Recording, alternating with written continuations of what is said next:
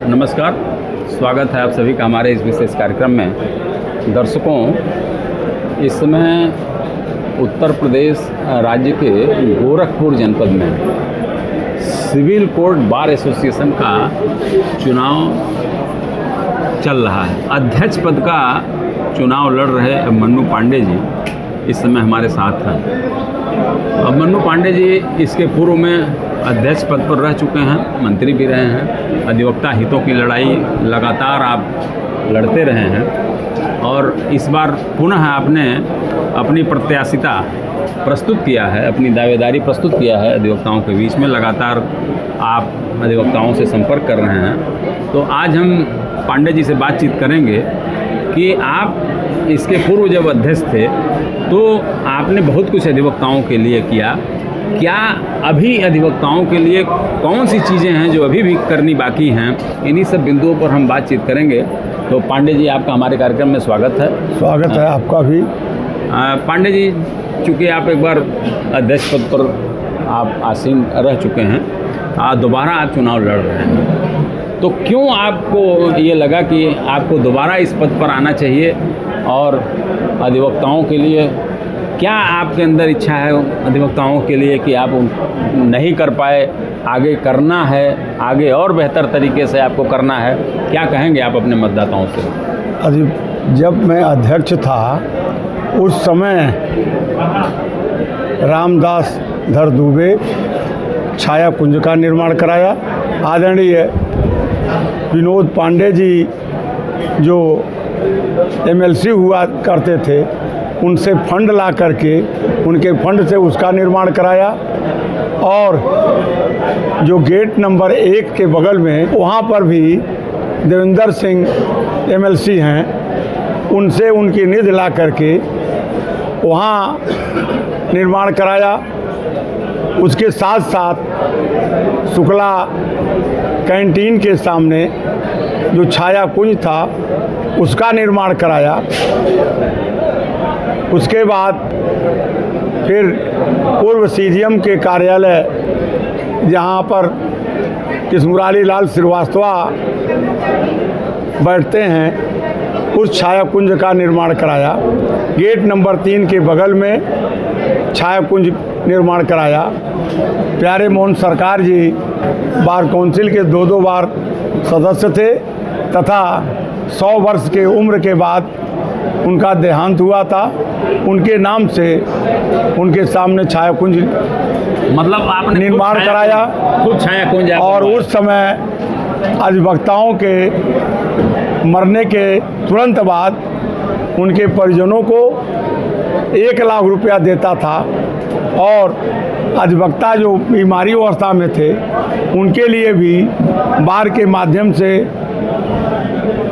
उनको भी उनके चिकित्सा सुविधा के लिए उपलब्ध कराया। और उस समय जो हमारे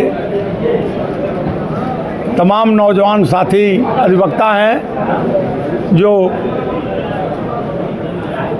कोचिंग के अभाव में हायर जुडिशियल PCSJ की परीक्षा में नहीं उत्तीर्ण कर पा रहे थे, उनके लिए यहाँ के न्यायिक अधिकारियों के द्वारा एक बार में कोचिंग की स्थापना करके उनको सुचारू रूप से कोचिंग की व्यवस्था कराया गया था।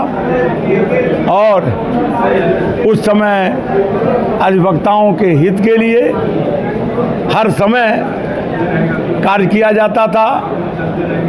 यहाँ तक कि अधिवक्ताओं के बैठने के लिए कुर्सी की व्यवस्था नहीं थी, कुर्सी की व्यवस्था कराए। माननीय मुख्यमंत्री को भी उनके मुख्यमंत्री काल के 1.5 महीना के अंदर ही माननीय मुख्यमंत्री को अपने सिविल कोर्ट में बुलाया गया।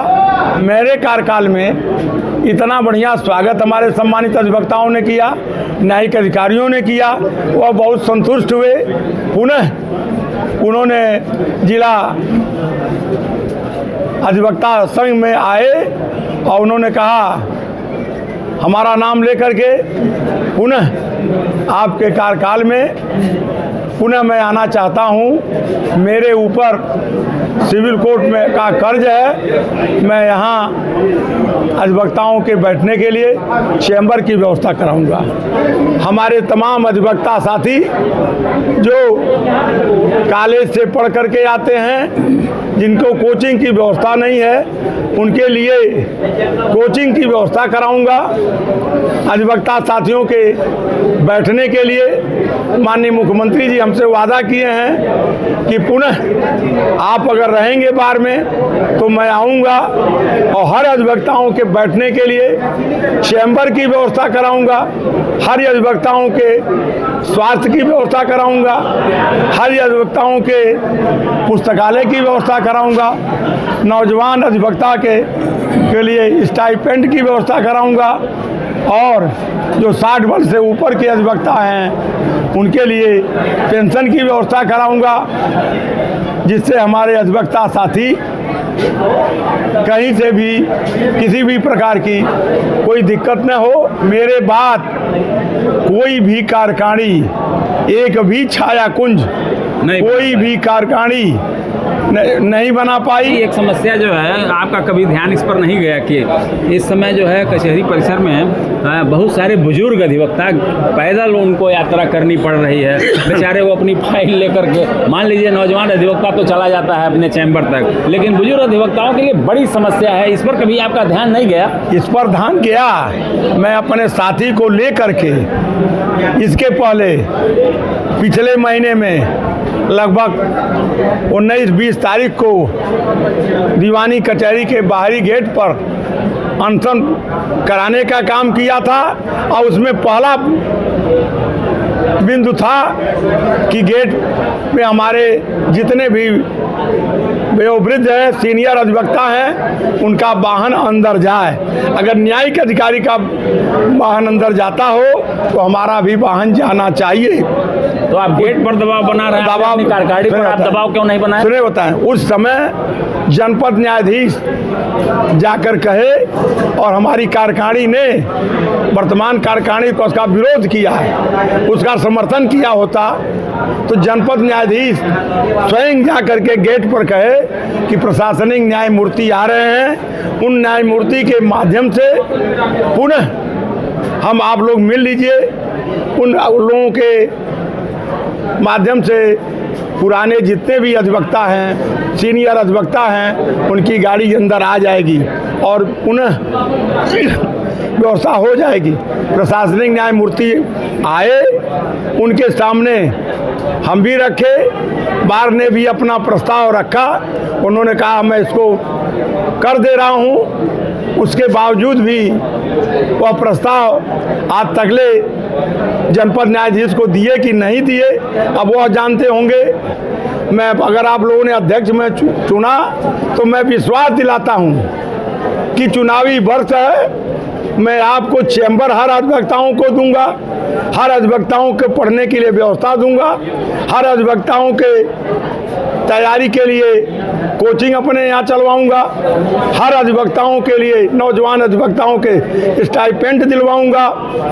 हर अधिवक्ताओं को उस समय अगर मैं 1 लाख रुपया दे रहा था तो आने वाले दिनों में 2 लाख रुपया देने का प्रयास करूंगा हर अधिवक्ता के मरने के बाद, तथा हर अधिवक्ताओं को बार के द्वारा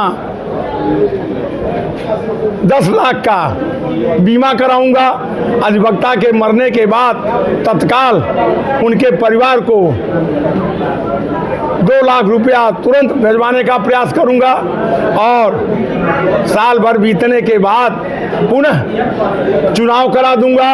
और यह विश्वास दिलाता हूं अपने अधिवक्ता साथियों के, अगर 6 महीने के अंदर यह सारी समस्याओं का समाधान नहीं कराया तो पुनः अपने पद से हट जाऊंगा। पांडे जी, आप जो है आपने अपना अमूल्य समय निकाला और आप यहाँ आए और हमसे बातचीत किया। अपने मतदाताओं तक आपकी बात हमारे माध्यम से पहुँचेगी। निश्चित रूप से हमारी मंगल कामना है कि आप उस पद पर आसीन हों और बहुत जल्दी मुख्यमंत्री जी इस कैंपस में आवें और अधिवक्ताओं के लिए तमाम सारी व्यवस्था वो करें।